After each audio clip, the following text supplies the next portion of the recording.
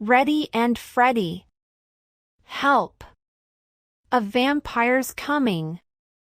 By Abby Klein. Chapter 1. Go to sleep. Freddy, my mom called. Turn off the TV. It's time for bed. Tomorrow's a school day. Just 5 more minutes. Pulease, Mom. This Commander Upchuck is my favorite one. No. Now, my mom said. Turn that TV off right this minute and go brush your teeth. It's getting late. Can I have a glass of water? I said go brush your teeth.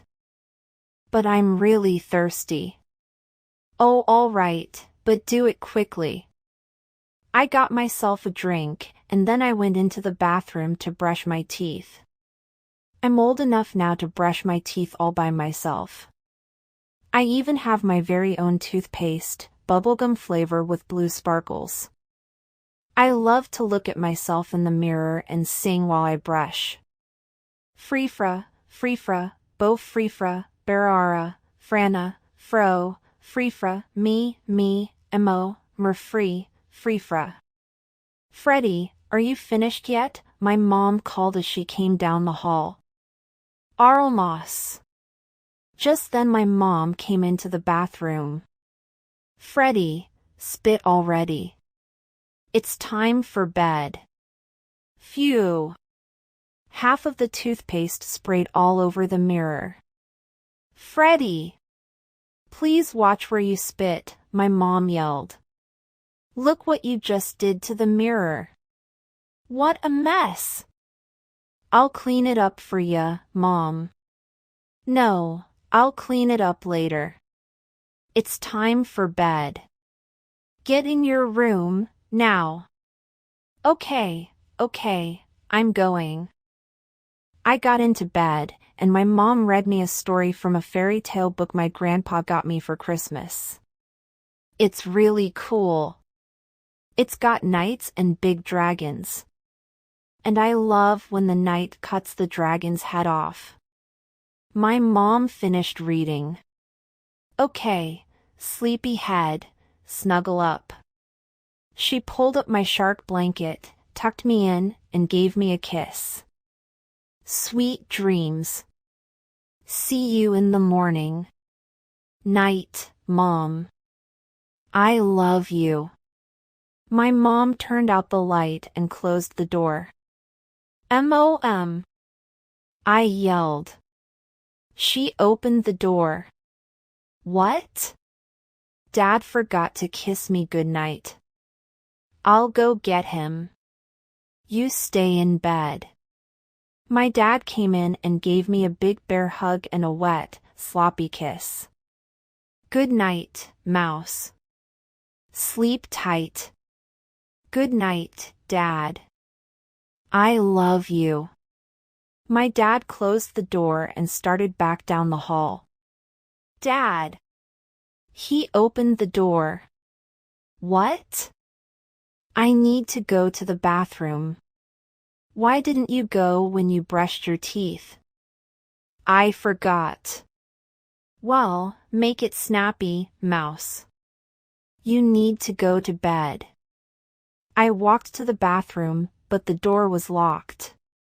My sister, Susie, was in there. She was always in there for no good reason, staring at herself in the mirror, thinking she was so beautiful. I banged on the door. Hey, poophead, open the door. Why should I, booger breath? Because I need to go pee. Go use Mom and Dad's bathroom. Susie, my dad called. What are you doing in there?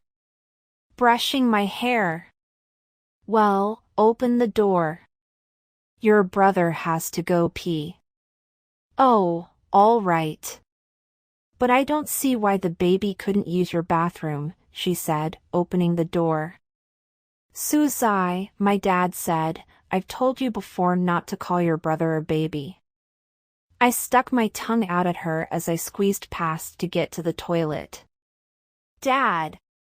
Freddy stuck his tongue out at me. All right, enough, you two. Freddy, let's go. It's way past your bedtime. I finished peeing and then climbed back into my bed. My dad tucked me in and closed the door.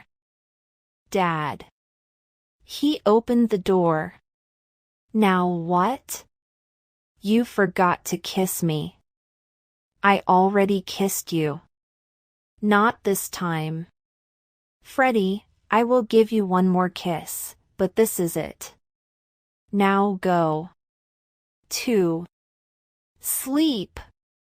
He kissed me, turned out the light, and closed the door. I stared up at my ceiling. I didn't want to shut my eyes because whenever I shut my eyes, they came. These ugly, horrible, yucky nightmares.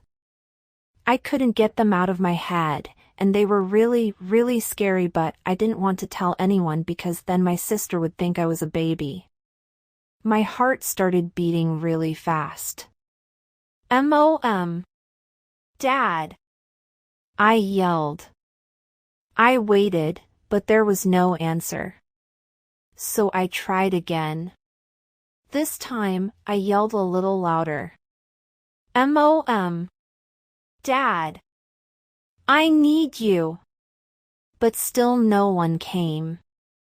So I got out of bed and went into the TV room. I tiptoed in, snuck up from behind, and tapped my mom on the shoulder. "Ah, she screamed. Oh, Freddy, it's you. You scared me. I didn't know you were here. Mom, I'm thirsty. Can I have a glass of water? You just had one right before bed. Well, I'm really thirsty. Please. If I give you a sip of water, then you have to promise me you'll stay in bed. Okay. I promise. My mom got me some water. Just a sip. I don't want you to have an accident. I took a couple sips, and then my mom tucked me back in. Good night, Freddy, she said, kind of grouchy, and closed the door. I really didn't want her to go. I didn't want to be left in the room by myself. Mom? She opened the door. What? What can I dream about? I don't know, how about school tomorrow? No, I don't want to dream about that. Playing basketball with Robbie. Nah. Your trip to the beach. Not that again. Well, I'm not going to make a million suggestions. It's way past your bedtime, and you have school tomorrow. And if you get out of this bed one more time, then you will be punished. Do you understand me? What if I have to go to the bathroom in the middle of the night? Can I get out of bed then? Yes, my mom said, letting out a big sigh. Of course you can get up in the night to pee. But there is no reason for you to get out of this bed right now. Just go to sleep. She turned in a huff, marched across the room, and slammed the door. I listened until her footsteps disappeared down the hall. And I was left alone in the room. Just me and the nightmares. And I had no idea how to get rid of them. No idea at all. I rolled over and grabbed my 3 favorite stuffed animals, Chompers the shark, Eddie the dog, and Bananas the monkey. I squeezed them tight. Well, guys, I think this is going to be a long night, I whispered. I am going to keep my eyes open because if I keep them open, I can't have any nightmares, so I'll just have to stay up all night. You guys can keep me company. I lay my head back on my pillow and stared up at the ceiling as my heart thumped loudly in my chest. Thump, thump, thump. Chapter 2. Exhausted. I was up for most of the night because whenever I started to fall asleep, the nightmares came and I had to open my eyes to make them go away. The next morning when my alarm went off, I was so surprised I fell out of bed and hit the floor hard. Ugh! Freddy, my mom called. Come on down. Time for breakfast. I climbed back into bed. Just 5 more minutes. I could close my eyes now because it was the morning. The nightmares didn't come when the sun was out. I must have fallen back asleep because the next thing I knew, Susie was standing over me, yelling in my ear, "Get up, brat. Mom says you'd better be at breakfast in 5 minutes, or else we'll be late for the bus. And I'm not waiting for you." I stumbled out of bed, put on my clothes, and dragged myself down the stairs to the kitchen. "Well, look who's here," said my mom. "Sleeping Beauty." "More like one of the ugly stepsisters," Susie said, laughing. "Looks like someone's having a bad hair day." "Leave him alone," said my dad from behind his newspaper. I yawned loudly. Ooh ha ha. "You see, Freddy," said my mom, "this is what happens when you don't get enough sleep. You have to go to bed earlier," and I was so tired I could barely keep my head up. As my mom talked, my head nodded forward and snapped back, nodded forward and snapped back. Then, the next thing I knew, my face fell, plop, right into my cereal bowl. I could barely see through the oatmeal stuck to my eyelashes. Ha, ha, ha, look at Freddy. That is the funniest thing I've ever seen. Susie screamed with laughter. "Oh, I'm Freddy," my mom yelled as she ran over and pulled my head out of the bowl. My face was covered in mushy, wet oatmeal. "Are you all right?" "Yeah, fine," I said. A lump of oatmeal slowly dripped off my hair and plopped onto the floor. My mom cleaned me up and gave me another bowl of oatmeal. "Well, that does it, Freddy. There will be no Commander Upchuck for you tonight. You are going to bed early, and that's final." "But, Mom," I started to plead, as she cut me off. "No buts. You are exhausted. Just look at you. How do you expect to stay awake in school?" "I could always stay home from school today, Mom." "That's not fair," Susie complained. "Susie, be quiet," said my mom. "Besides, I never said Freddy was staying home, so I don't know what you're whining about. Freddy, you are going to school. Being tired is not a reason to stay home. You'll just have to get more sleep tonight." Easy for her to say, I mumbled to myself. She doesn't have nightmares. "Well, I've gotta go," said Susie as she grabbed her backpack and headed for the door. "I don't want to be late for the bus." "Wait for your brother," my dad called after her. "Yeah, wait for me," I yelled. I grabbed my backpack with the shark fin on the back and ran to the door, but Susie stopped me and said, "Where do you think you're going, dog breath?" "To the bus." "Like that?" she said, laughing. "Like what?" "In your underwear." "Huh?" I looked down. All I had on was my t-shirt, underwear, and socks. No pants. No shoes. "I'm sure your little girlfriend Jessie would love to see your great white shark undies. They're so cute." "She's not my girlfriend," I said. I tried to cover myself up with my hands. I just forgot my pants. Well, you'd better go put some on, because the bus will be here any minute and I'm not waiting. I ran upstairs, threw on some pants and shoes, and raced back down just as the bus pulled up in front. As I ran to get on, I tripped and scraped my knee on the sidewalk. When I finally got on the bus, I leaned back in the seat and closed my eyes, hoping to take a quick nap on the way to school. Chapter 3. Your Worst Nightmare. The next thing I knew, I felt a sharp pain in my side. It was my sister. She was poking me in the ribs with her elbow. Hey, wake up, ding dong. We're at school. Huh? What? I sat up and rubbed my eyes. What time is it? Time to get off the bus, bozo. And, you might want to wipe that drool off your chin. She laughed as she ran off to class. I wiped my chin with my shirt and slowly got off the bus. I had to squint because the sun seemed really bright and I was still half asleep.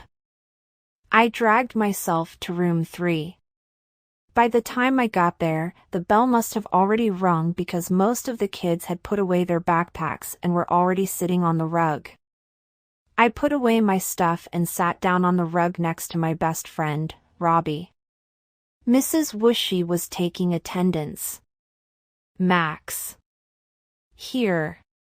Jessie. Here. Robbie. Here. Freddy. Silence. I know Freddy's here. I saw him come in, said Mrs. Whooshy. Hey, Robbie whispered, she's calling your name. Oh, here, I said, yawning. Man, you look awful, Robbie said. What's wrong?